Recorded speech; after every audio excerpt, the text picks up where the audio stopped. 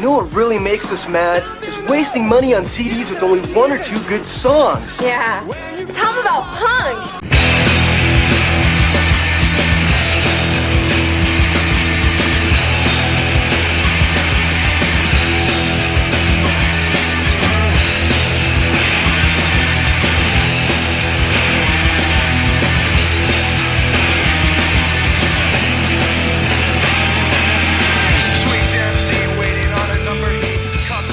What's up, posers? Welcome to Punklottopod. I'm your co-host, Justin Hensley. I'm your other co-host, Dylan Hensley. And this is the show where we assign our guests of the year, and they choose one punk, hardcore, emo, or punk-adjacent album from that year for us to talk about. It took me too many tries to start this intro. And you did all of that, and we're not even doing that this week. What are we doing this week? Yes. We are not doing standard episode. We are doing a patron-sponsored episode. So it's not too far off. He sounded like, what's his name? Lyle Stanley, the monorail salesman. Yes. My good man. We're doing a patron-sponsored episode. So this episode is being brought to us by Dave Brown of One Band Five Songs and Oklahoma Lefty. He sponsored this episode using the $10 range, where if you give us $10, you can pick the album for us to talk about. It's a deal. It is a deal. Maybe. Depends on if you think paying us to talk about a record is worth money. Yeah. As far as patron-sponsored content goes, that's a pretty good deal. And buying an episode of a podcast. Yeah. And making everyone listen to it. And you can do that if you go over to our Patreon, which is patreon.com/punklottopod. I don't think we're selling the power enough. I think that will hopefully drive more people to sign up. And think of your ego. Telling us what to do. So we're actually going to do like a month of patron-sponsored episodes. Due to scheduling, we've wanted to have on a couple of the patrons who selected the records to come on the show and talk about it. That's an option too, if you want to come on a podcast and talk about a record that you want to talk about. So it took us a while to get them all lined up in a way that we could actually do them. So we're going to start things off with the one without a guest. Yes, this is, we're calling it, I'm jokingly calling it the Patreon Pledge Drive month. I think we have do we have like 3 or 4? We have 4 in a row lined up. So counting today's episode, there's 4 in a row. The next 3 will all have them on the show, though. So we got some fun records to talk about coming up, too. Some interesting choices. Also, though, if you don't want to spend $10, if you just give us $1 a month, you get access to all of our weekly bonus audio, which this week includes a starting 5, where Dylan and I choose 5 records to talk about. And instead of a year, we're spelling out the word Jello. So we're playing horse. We're using the first letter of an album's title to correspond with a letter in Jello. You can head over to the Patreon to get that. Also, my weekly new release Fridays, where I do a 5 to 10 minute audio recording of me talking about the new stuff that came out that week. We have voicemails, 202-688-PUNK. No voicemails this week, but you could send us one and we'll play it on the show if you'd like. And then we have all the social medias at punklottopod, Instagram, Twitter, Facebook, punklottopod.substack.com. And and punklottopod@gmail.com. Those are all the ways to follow us and get in touch with us. So, normally how we do these is I just have you tell us what we're talking about today. So, what are we talking about today? We are talking about Prairie Home Invasion, the Jello Biafra and Mojo Nixon collab from 94. Yeah, if you're paying attention, we're doing back-to-back Jello Biafra. Last week we talked about Bedtime for Democracy, the Dead Kennedys record. And it'll be interesting to kind of compare and contrast the Jellos. Before we get into the actual record, though, we like to take a little dive on the charts to see what else came out the same year as our record we're talking about. So this came out in 1994. So what came out that year? I pulled the Twitter audience there. I like doing this every week, and we're getting like a lot of people's like favorite picks from the year. One that I saw mentioned a couple times 24-Hour Revenge Therapy by Jawbreaker was released in 1994. Yep. Talked about that on the Patreon not too long ago. Released the same month as For Your Own Special Sweetheart by Jawbox. Get this, also the same month as Dookie. Really? Oh, I didn't realize it was the Day. same month. Just 3 big old punk records, which this is pre major label for Jawbreaker, but they would soon be on a major label. So Diary by Sunny Day Real Estate came out not long after, in May. So that's the first Sunny Day record, a Sub Pop record. So some big stuff. Yeah, some really big stuff. Yank Crime by Drive Like Jehu was also released that year. Like, all these huge records for punk music. Smash by The Offspring. Our touchstone of punk. It's got Self-Esteem, and is that the only big single on that one? Come Out and Play. There's a couple. Oh yeah, there's more than Come Out and Play. Smash is actually a really fun record. I think I'm an Offspring apologist. They have a lot of good songs. I'm trying to think what else is on here. Come Out and Play, Self-Esteem, So Alone? No. I don't know. I bet there's more on there that I'm not thinking of currently. But I remember listening to that record and being like, wow, he swears a lot in one song. Gotta Get Away is on here too. That's another one. Yeah. Bad Religion released Stranger Than Fiction. A couple other records that people brought up on Twitter. Super Unknown by Soundgarden was brought up a couple times. I just listened to that not too long ago and talked about that record on the Patreon as well. But like, big record for very important record for Soundgarden. I think the one after probably has more hits off of it though. Naturally, Weezer's Blue album came out that year. Dylan, you're a known Weezer hater. What's on Blue? Blue's the first one, right? Blue's the best one. Blue's the half good one. Yeah. Blue's an all good one. I don't know that I could say that. I will take My Name Is Jonas, Buddy Holly, Surf Wax America. I guess I'll take Say It Ain't So. You don't like Undone, the Sweater Song? Not really. I've been chipping away through the 5-hour Bandsplain episode on Weezer where they go through their entire discography. I still have an hour left, and part of me was like, there's something about Weezer that's always fascinated me to the point where I want to do a deep dive on the discography, but every time I've listened to a record, like a later record especially, I've been like, God, it's just not good. It's bad. So bad. I think I listened to Maladroit not too long ago, and I was like, this is not good. But like, Weezer have this like weird skill at releasing or at putting like 1 or 2 really good songs on every record. So like, even their bad records still have 1 or 2 really good songs on them. So you'll hear that and you'll go, maybe they're better than I remember. And then you go listen and you go, no, they're not. But listening to this 5-hour deep dive on their discography, I have decided, no, I don't really like Weezer. I don't think I can like Weezer. I like the Blue Album, and that's it. I don't even like Pinkerton like everybody else does. But no. Nope. What other selections did our guests point out? Ann Lepore sent us a bunch of selections. Really fun stuff. Most notably, Groovy Ghoulies, Born in the Basement, the Jesus and Mary Chain, Stoned and Dethroned. That's my favorite Jesus and Mary Chain record. That's a weird choice. The Cramps released Flame Job. The Fall released Middle Class Revolt. And Oasis released Definitely Maybe. That's another band you can't stand, right? I am not a fan, no. Now, I did listen to a podcast about Oasis's entire output, and I could be a fan of Oasis. So that's the test. Our good buddy Josh over at Spinning Out says the Dumb and Dumber soundtrack. I meant to look that up. I saw that. I want to pull that up. I want to see what's on the Dumb and Dumber soundtrack for me to decide whether or not I agree with that. Though 90s movie soundtracks kind of ruled.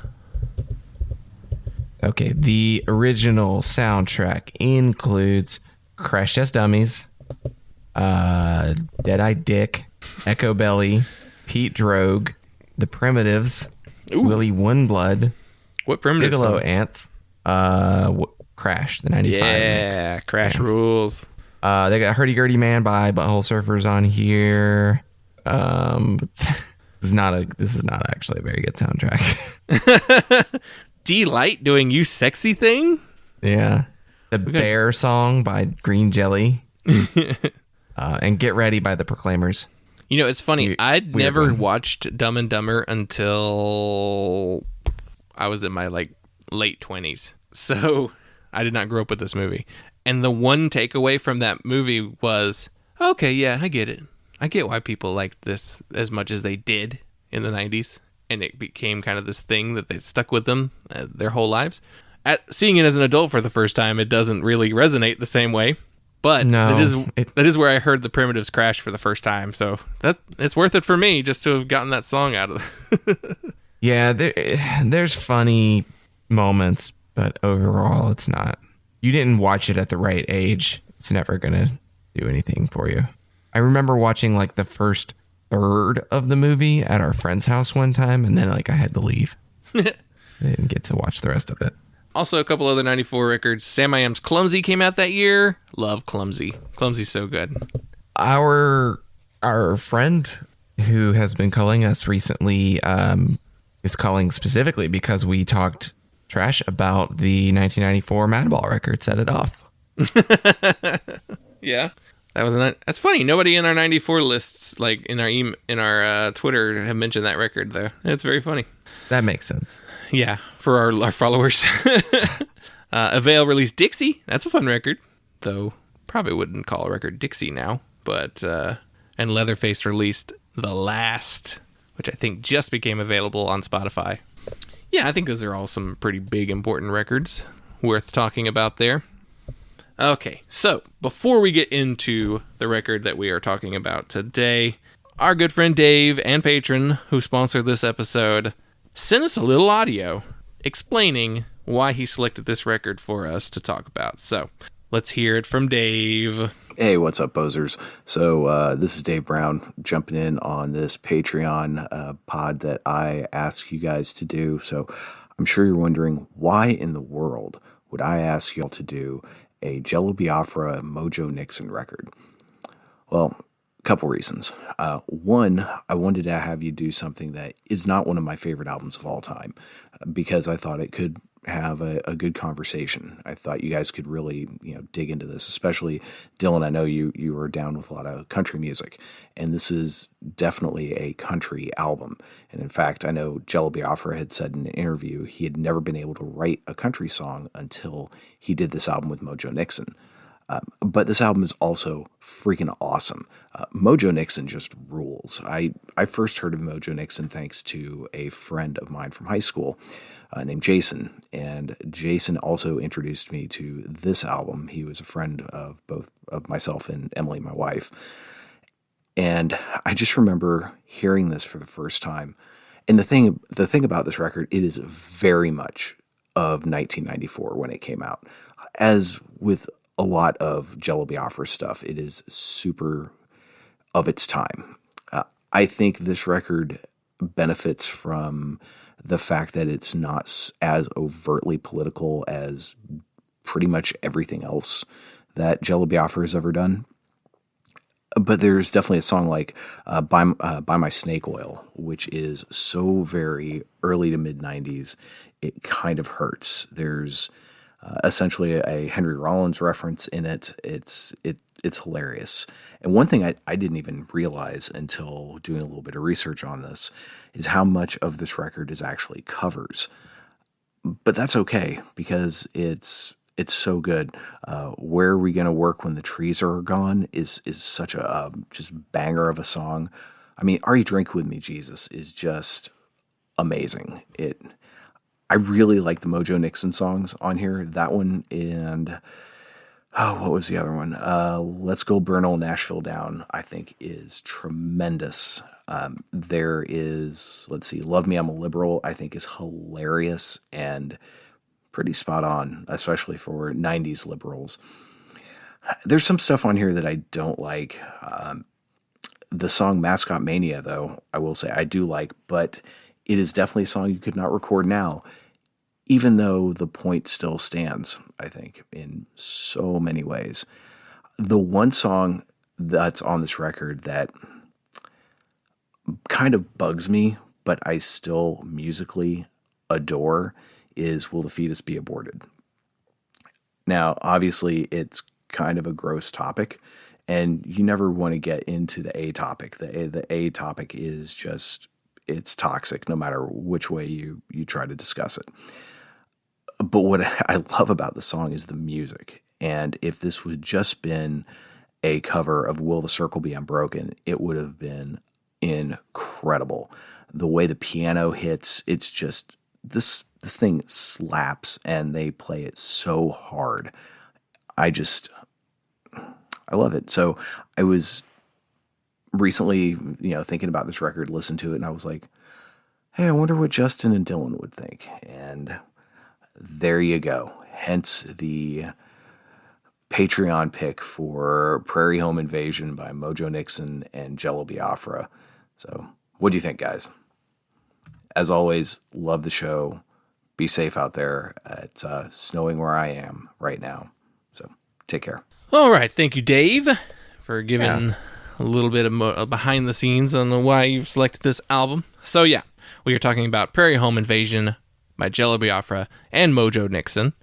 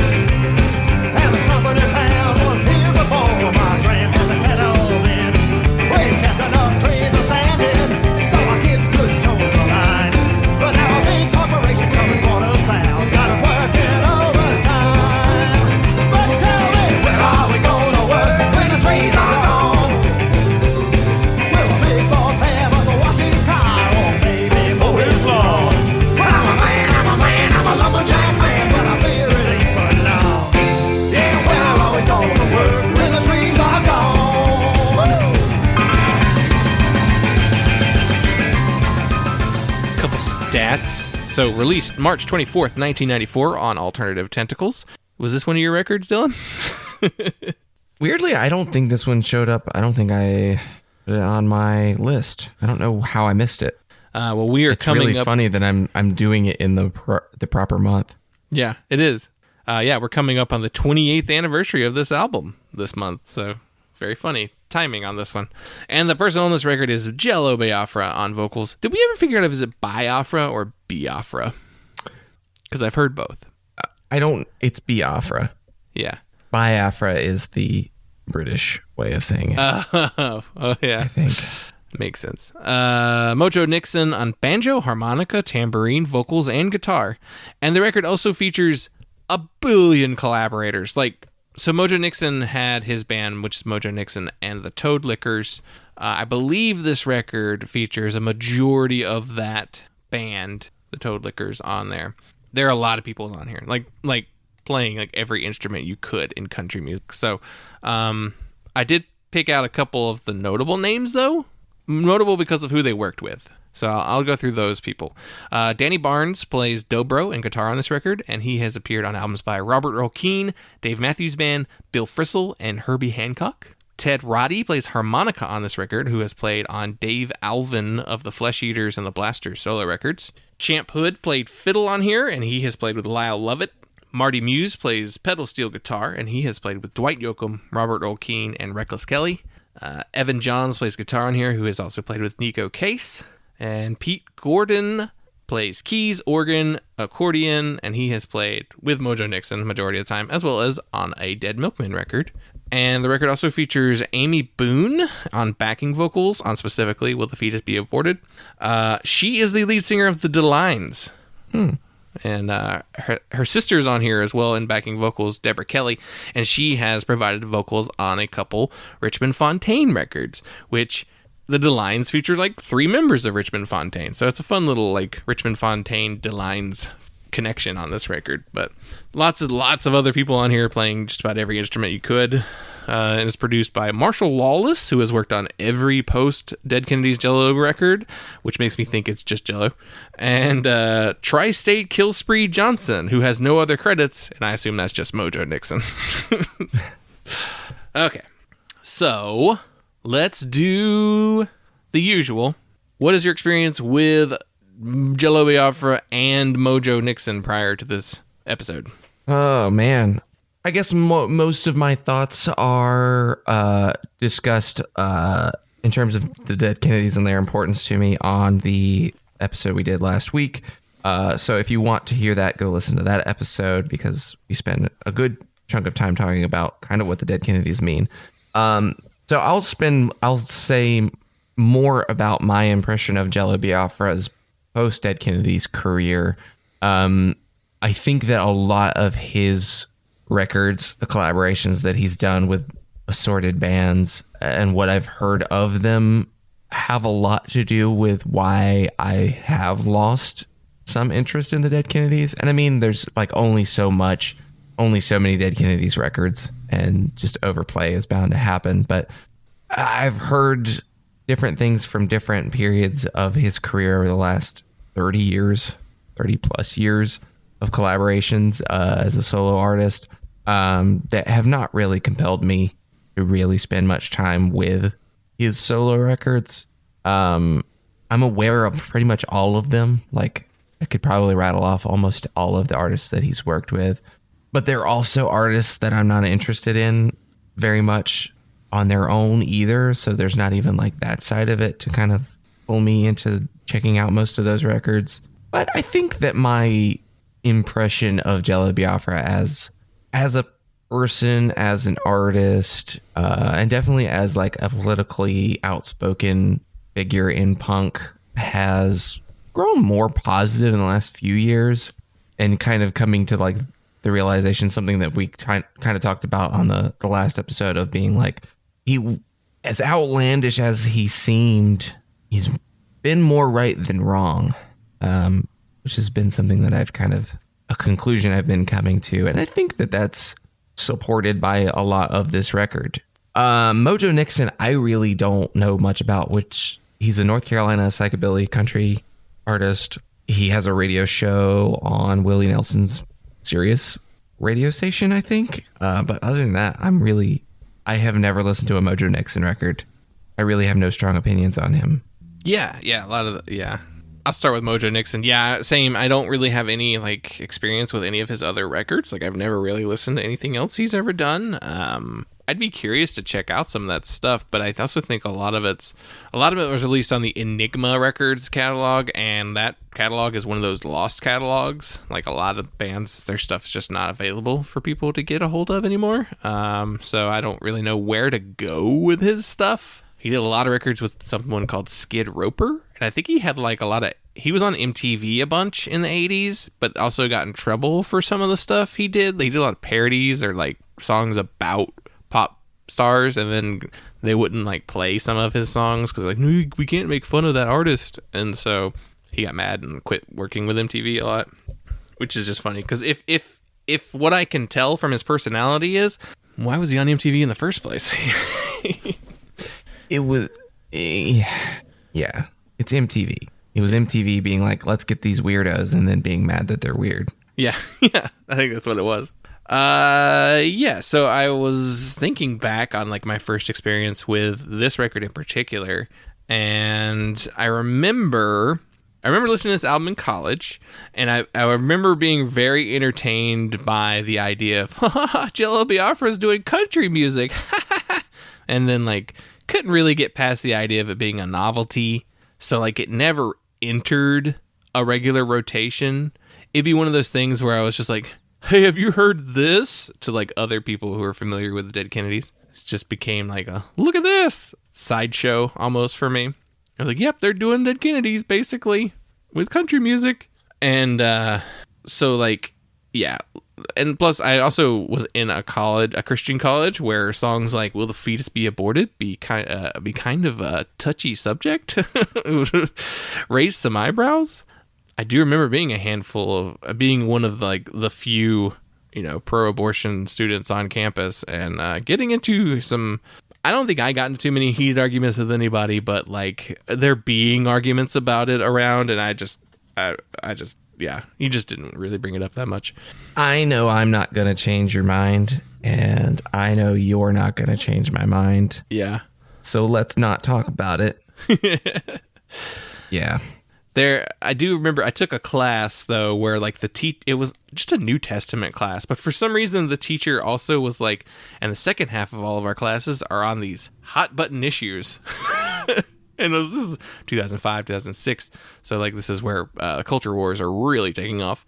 And I remember being in that class and it was like me and this one other like adult student who lived off campus. I don't know how old he was. If I had to guess, probably late 30s, maybe. He's one of those guys that like had a job and like maybe a family. I'm not 100% sure. I don't know that guy's deal. Now that I think about it, I wonder I never had him in any other classes or ever saw him outside of that class. He must have been getting a requirement out of the way.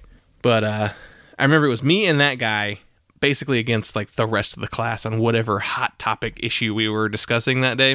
And I was always just like, oh, this is so exhausting arguing with you people. And like we at times I would have to like at the end of the class, then the teacher would kind of like lay out his take on things, and then the teacher was almost always on whatever side I was on. And I just remember after like a couple of those classes being like in the middle of the discussion, just looking at him being like, come on man, help me out here, I know you're gonna be on my side at the end of all this, just help me get some points across. Yeah. Please, just like shut down the circular logic, at least.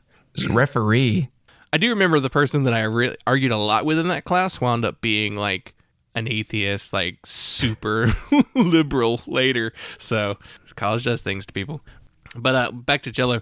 Yeah. This is one of his like mini collaborative albums that he's done. He did records with the Melvins and No Means No and DOA, and he's got the Lard with Al Jorgensen Ministry, and plus his stuff, the Guantanamo School of Medicine is like the current project that he's working on, which they've released like 4 things, so I didn't realize they'd been as active as they were.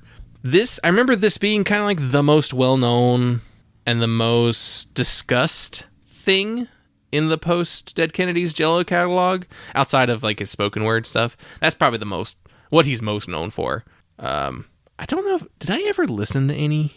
I may have tried to listen to one, but it was like I didn't know what anything he was talking about. Maybe I was expecting more of a Henry Rollins like funny stories type thing, and instead it's just him arguing the points of like Green Party stances against like small representatives from like states and like people I've never heard of. Like it's very he would have had a great podcast if that was a thing back then. It's weird that he doesn't have a podcast now, actually. Yeah, it is surprising. He's also a little bit older now, so he's probably just like, because I don't know, does he still do like the spoken thing? When was the last spoken word record? There's 2006. The Alternative Tentacles Batcast. Is he on it? I'm not sure. Yeah, I don't know. I could see him also have like worn that part of himself out because he's been that guy since the 80s. No, it's just, that podcast is just people playing stuff from their discography. Yeah, so Jello actually Jello shows up. Latest episode, what would Jello do? Jello looks at the recent trucker protests. Oh, so he is still doing it. Maybe he's only recently started doing, I don't know. I'd be curious to hear what he has to say about more modern subjects, because really my frame of reference for Jello Biafra is like Reagan era politics, 90s like PMRC, like all that kind of stuff, censorship arguments, and then like post 9/11 politics. Like I'm really not even familiar with what he's talked about since then.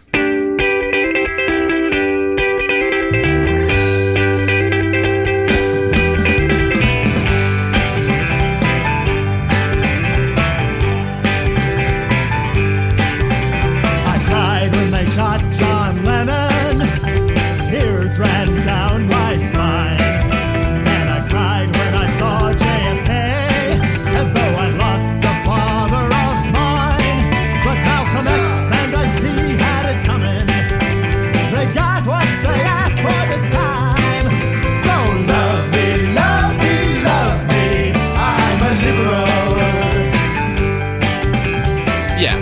this wasn't in regular rotation. So, revisiting this record, how did it hold up for you? I don't know that I've ever listened to this one. Oh. I've probably heard songs from it, but I don't think I've ever really listened to this one overall. It's too long. That's the first big thing I'll say. It's interesting.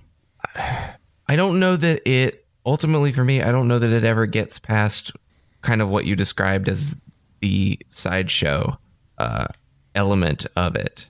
Maybe it's just because there's too many covers and then too many send-ups. It really lacks on original material. And then what original material is there is like Buy My Snake Oil, which is, I think, a song that could have been better if it weren't 9 minutes long. It's just so long for it to be the same thing for the entire thing. It was really hard for me to ever latch onto what he was saying in any of the verses. There were funny lines that would pop through, but I don't know that I ever really fully gleaned what it was actually about. Probably actually sit and look at the lyrics. And then there's Burgers of Wrath, which I don't know that song even, I don't even know what song that is. Just looking at the track listing. Nostalgia for an Age That Never Existed. That one, that's a standout for the original tracks. And Mascot Mania, I liked the tune, but I don't know. It was talking about sports teams. I don't know. I mean, oddly relevant now, though. I mean, I guess you could very easily update that song and talk about racist mascots. There is a line about some racist mascots in there, but it's also more in a. This is a record you probably should have read the lyrics on. Well, a lot of the lyrics really did. I did catch, like what he was saying. Snake Oil being like the only one where I'm like, what was that actually about? That one's about a lot of stuff. Let's start with Mascot Mania, though. It's funny, we're doing this before we even get to my take on it, but while we're on the subject. So that one, it's just talking about, like, fans from out of town. You could tell fans from that were out of town because of the clown suits they had on, 20,000 red cowboy hats means Cornhuskers. Mickey Mouse beans with tiger ears shows you cheer old Missoula. Like, it's a lot of just, like, talking about the mascots and the logos. And I think he's just, like... Jello strikes me as someone who doesn't like sports, is the main thing. But yeah, it's more about sports culture. Yeah, but it goes down, and then at one point in the song, he takes a Tipper Gore stab. Blue Streak, Horned Frogs, Longhorns, Trojans. Someone better tell Tipper Gore about the names of these here teams. Tar Heels, Gamecocks, Blue Devils, Crimson Tide. Real Indians, sick of Redskins, and a tomahawk chops. It seems to me that to stay mean, these names should change with time. So that's the kind of like him referring to, to stay mean, Yeah. Those were meant to be... I wonder if that line specifically, Real Indians, sick of Redskins and tomahawk chops, I wonder if he's referring to Native people being sick of that name and the tomahawk chops. That's probably what, it's just such a short little thing that it's probably specifically what he's referencing. But like in '94, it's kind of interesting that he was tapped into that discourse.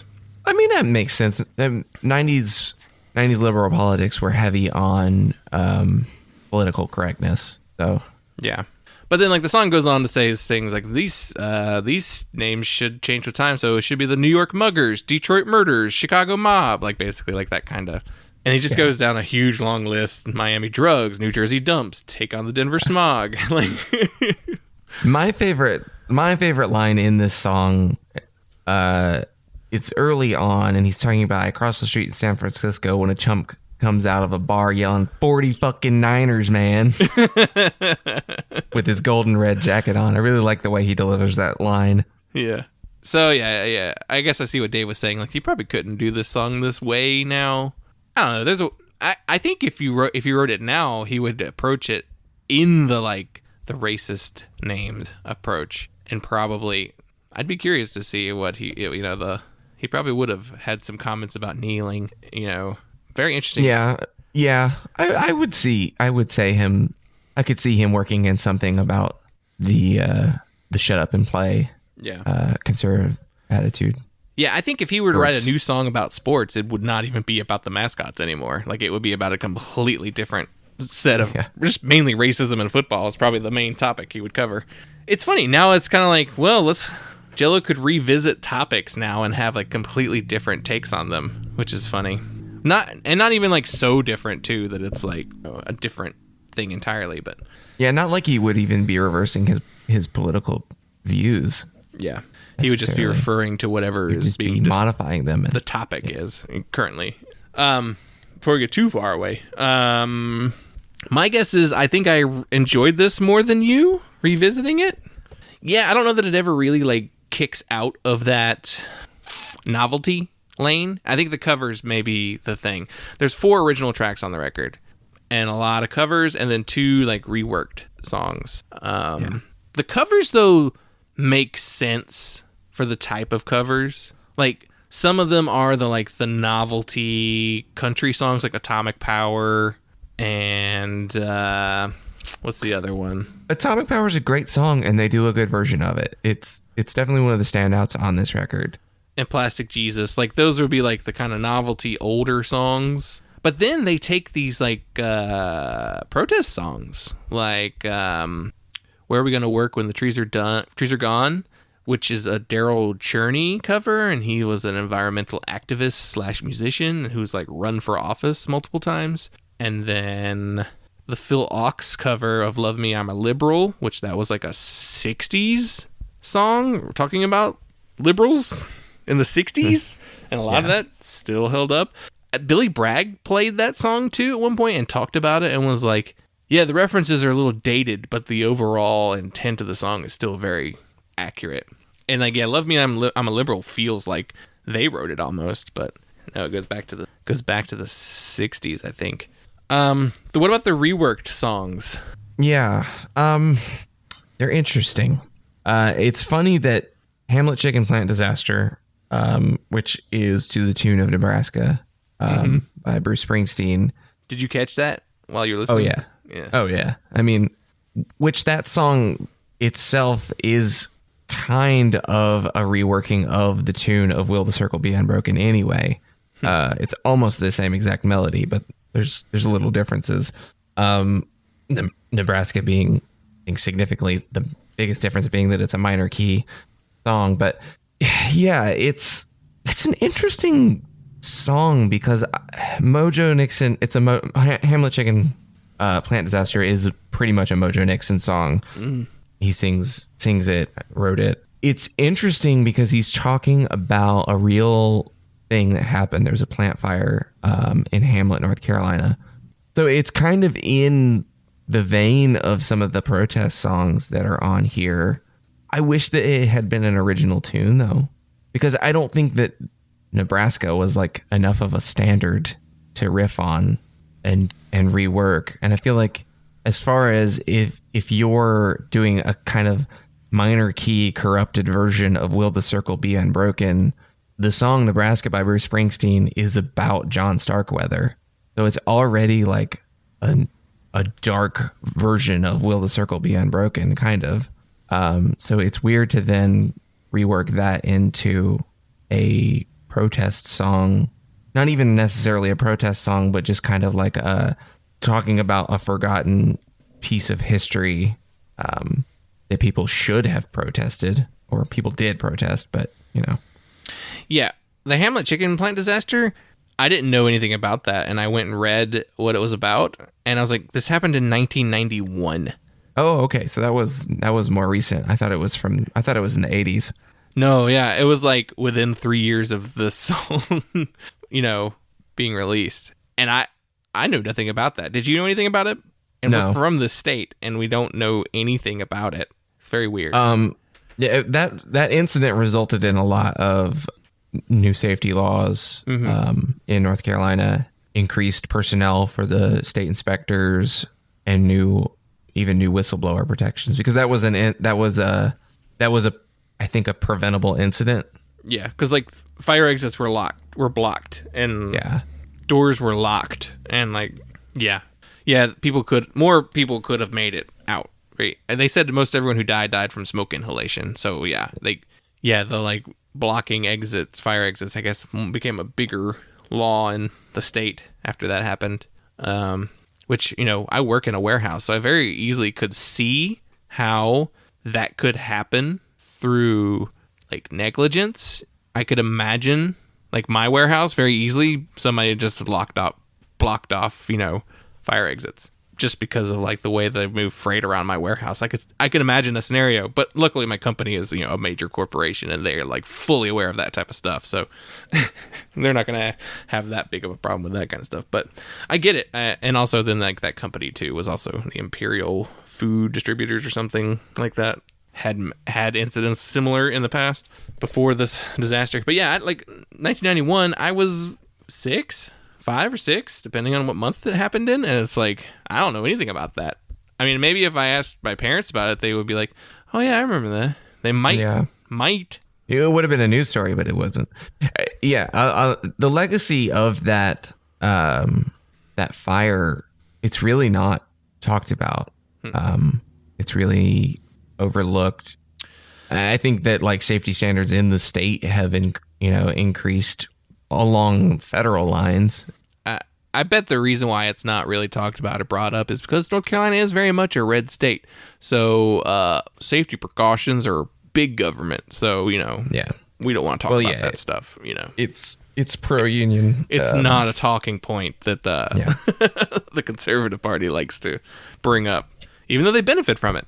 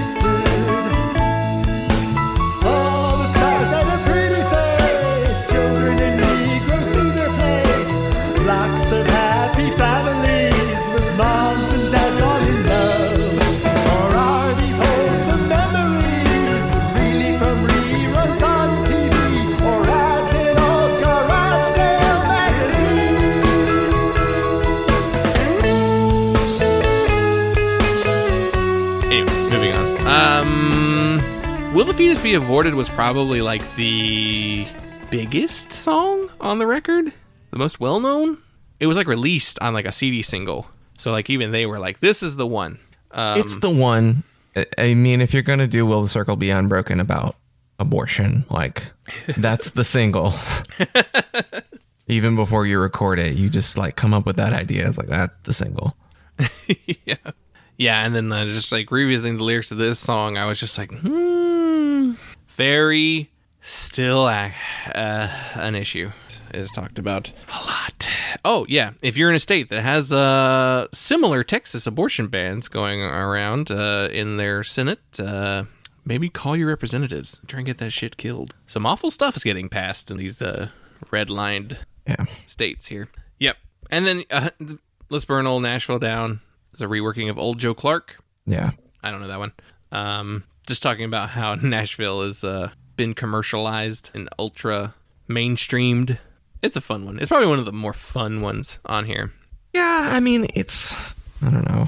It feels, I mean, it's so instantly dated. I mean, because he's talking about Garth Brooks and Lee Greenwood and, like, but it's like he's complaining, I don't know, like complaining about the Vegas showbiz. And it's like Buck Owens played Vegas shows in the 60s. I don't know, man. Like, Nashville's always been commercial. Like, it's that whole, like, commercialized country music complaint is always really frustrating in the country music world, because there's great stuff from most periods of Nashville, I can't speak to the current period of Nashville. But I mean, he's talking about early 90s country music being too commercial. And it's like, that's probably the last good commercial period of country music. So it's weird to like have this song which, I mean, it's an attitude that has been a part of country music for a long time. And there's always been that pushback and that like demand for authenticity. But I feel like that demand for authenticity very often produces a really hokey, like pretend authenticity that gets absorbed into the mainstream inevitably anyway. I don't know. I don't think that you can have country music without appreciating how much of it is basically pop. I mean, when you consider how country music has been produced for pretty much its entire existence, it's very heavily dependent on studio musicians, which this record is also full of studio musicians and is made the way that most country music records have been made. So, though a lot of them are his regular band, though, like the Toad Lickers, like his regular band members. So yeah, but yeah, there's still session musicians on here though, and like 4 people are credited with producing it, and right. No, 2 names of not real people. Yeah, okay. Which I think is just Jello and Mojo. I did have a thought, though, listening to this record. Is there still... Well, there's always been some political country music, but, like, is there any, like, hard left political country music anymore? Like, the only things I could think of would be, like, if you go into the alt country with, like, Drive-By Truckers or, like, maybe some Jason Isbell, but I don't think his stuff is as political as Drive-By Truckers is. I mean, I think Jason Isbell has been outspokenly liberal. I think that most of that tier of Americana, like, they're all pretty outspokenly liberal. I mean, Garth Brooks is a liberal. Is he? Yeah, he's a Democrat. He's been... Oh, he's a liberal, capital L liberal. Yeah. Yeah. He's a Nashville liberal for sure. But, a lot of big country music people are more liberal than their audience. That's not to say that there aren't very outspoken, very conservative people, but even a lot of people that maybe lean more conservative themselves are like not outspokenly political because they want to be entertainers who can appeal to a broad audience. Is there anybody like this type of lyrical? Like very explicitly? Not a lot. If anyone, it's very low level. Yeah.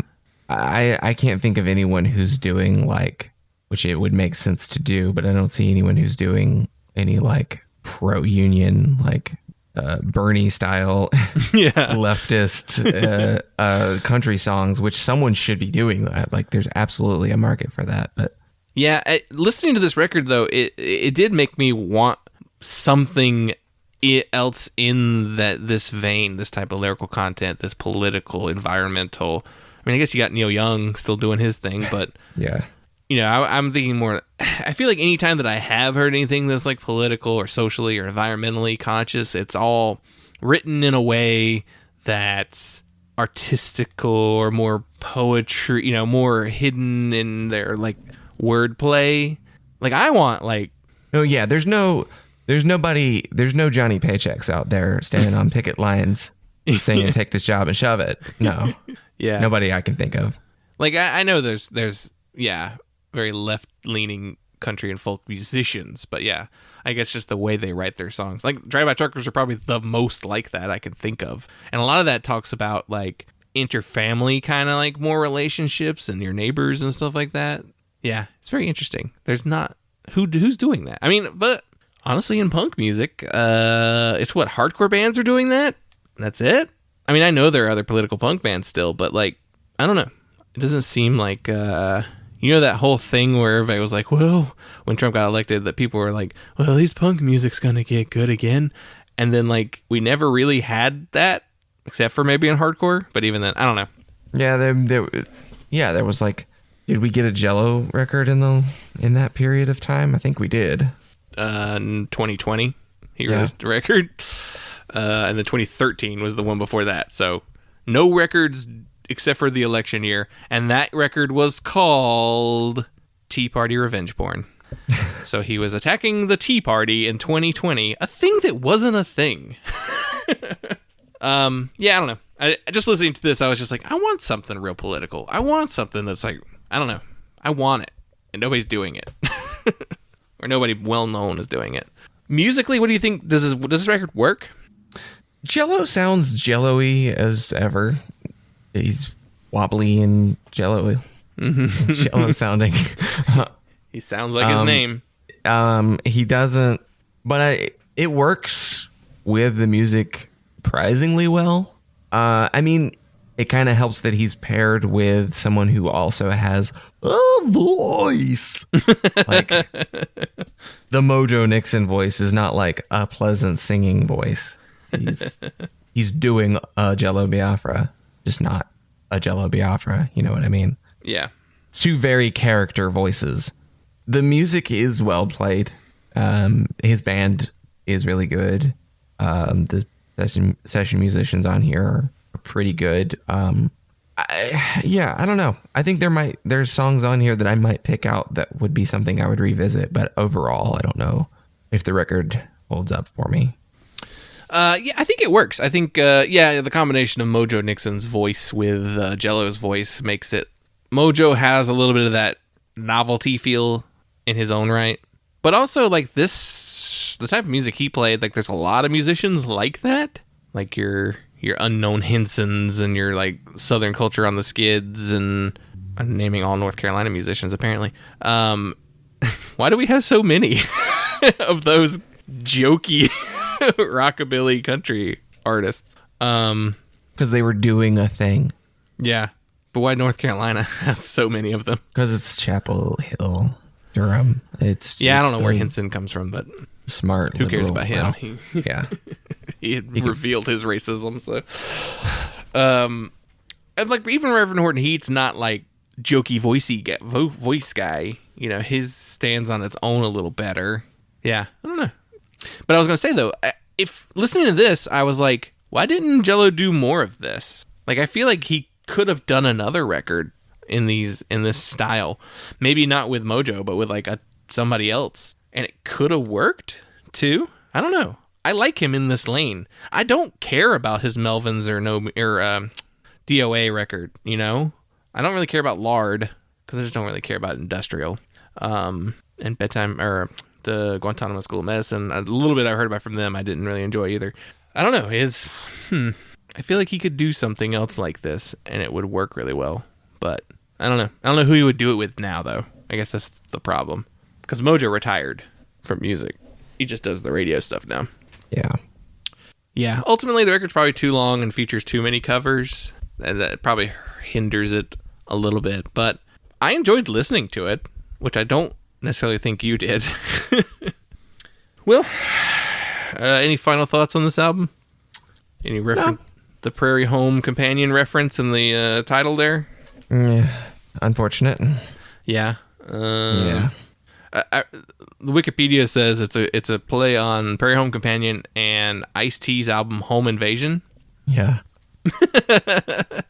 And it also says citation needed. So well, I could see the first part. Not, I mean, maybe Home Invasion was on their mind, but that's an idea. Ice-T and Jello Biafra body count collaboration.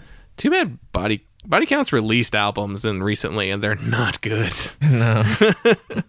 I don't know if there might be like a sample of an Ice-T song on something. I mean, they both had the Tipper Gore run-ins. Yeah. But Jello has talked about Ice-T, referenced him multiple times, so it might have been an actual reference to. Yeah, I mean, if they've had the Tipper Gore run-in, then maybe it is a specific reference to that. Oh, Ice-T sampled Jello Biafra.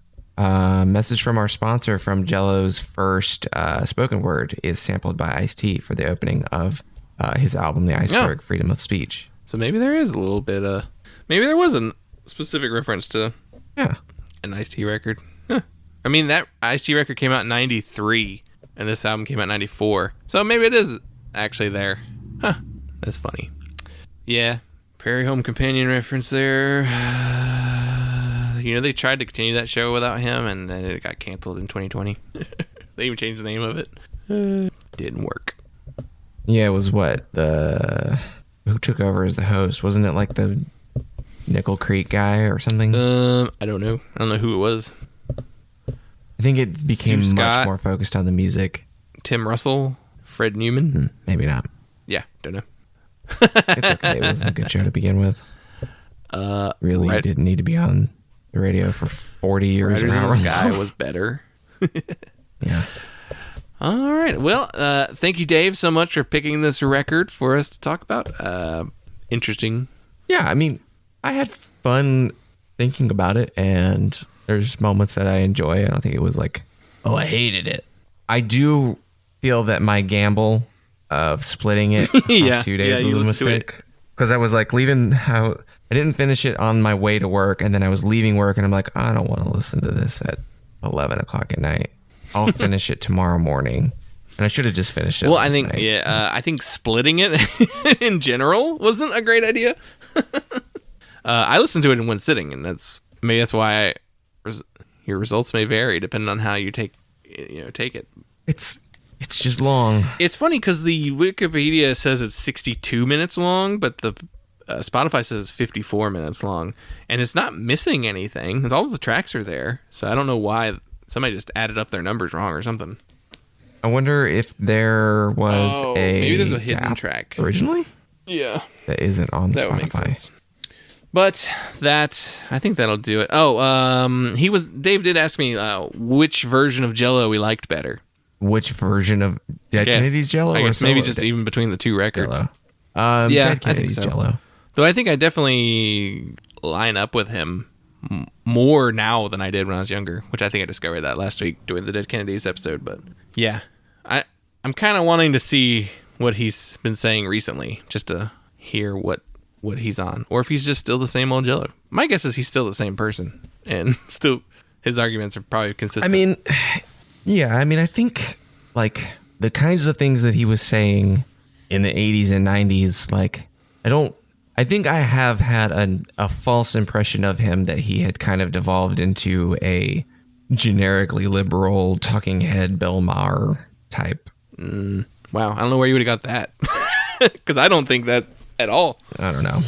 I mean, not that far, and not nearly as offensive, but I don't know. It makes me want to dig in a little more and see what maybe just more toothless. Yeah, I bet he's still just as hard. We'll see. I'll check him out and see what he's talking about now. Maybe listen to that latest Guantanamo School of Medicine record. We'll see. But yeah, thank you everyone for listening to this episode, and thanks Dave for sponsoring it, and we'll continue our sponsored episodes going forward the rest of the month, and we'll see you later. It looks like a giant Jello mold. I hate Jello. Oh, come on, there's always room for Jello.